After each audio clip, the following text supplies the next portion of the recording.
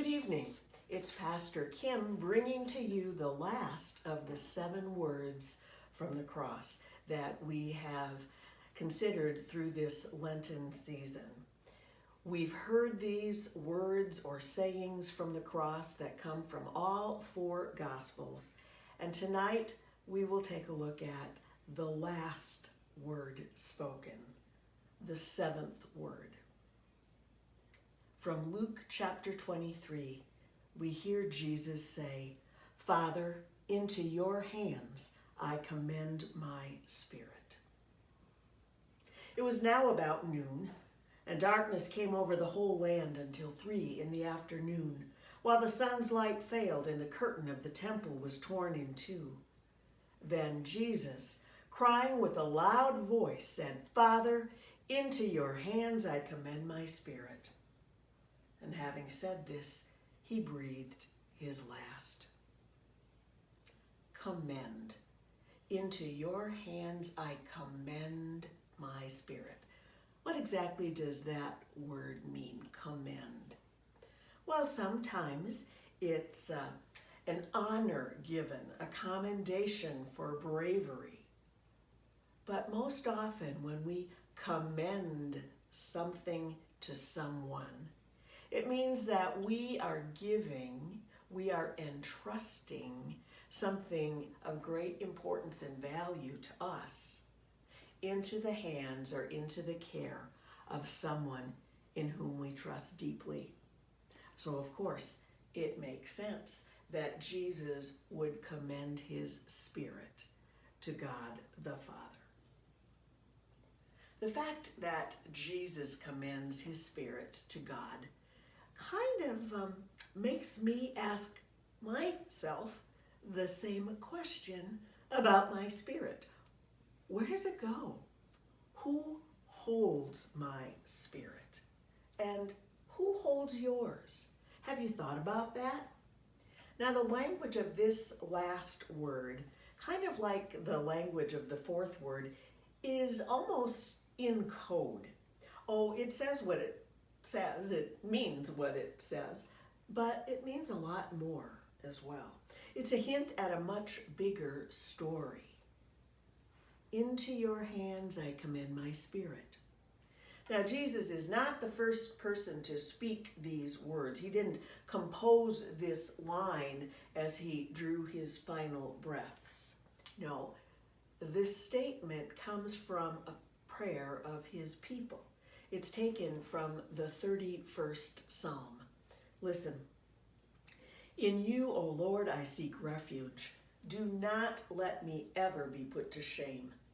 Incline your ear to me. Rescue me quickly. Take me out of the net that is hidden for me, for you are my refuge.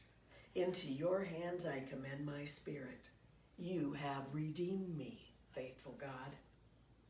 Now, these last words are not giving up, not at all. Jesus doesn't speak them and then give up as he hangs his head in physical death. No, those words that Jesus speaks before his last physical breath are fighting words. And he uses his very last breath to make sure that everyone around hears them.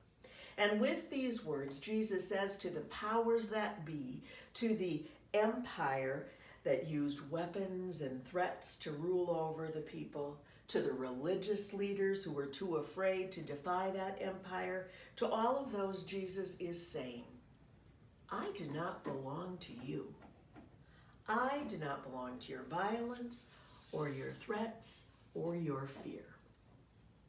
Jesus said it, but he wasn't the first to say it, and he certainly wasn't the last to say it either. People all over the world continue to speak those words, or words like them, inspired and defiant, whenever they trust that God's promises are stronger than whatever terrible circumstances they face. People say these words when they create hope for those around them, despite when situations look grim.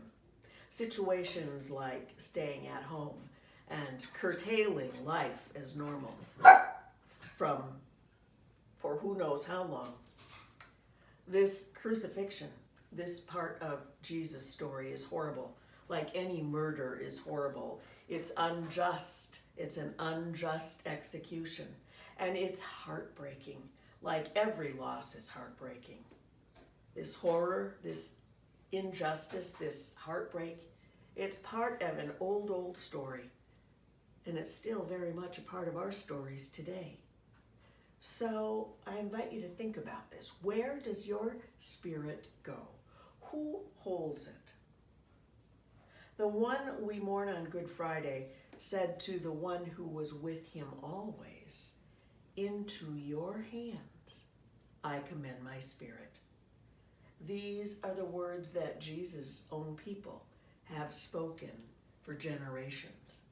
These are the words with which Jesus acknowledges that he is not alone. And by speaking those words, "Into your hands I commend my spirit," Jesus is saying, this is not the last word. And that is the good news he offers, even from the cross. I invite you to think about, to talk about, to write about in your journal the following questions. When things around you are hard or sad or hard to understand, what helps you get through? Think about, talk about, write about what words give you strength and hope and peace and courage.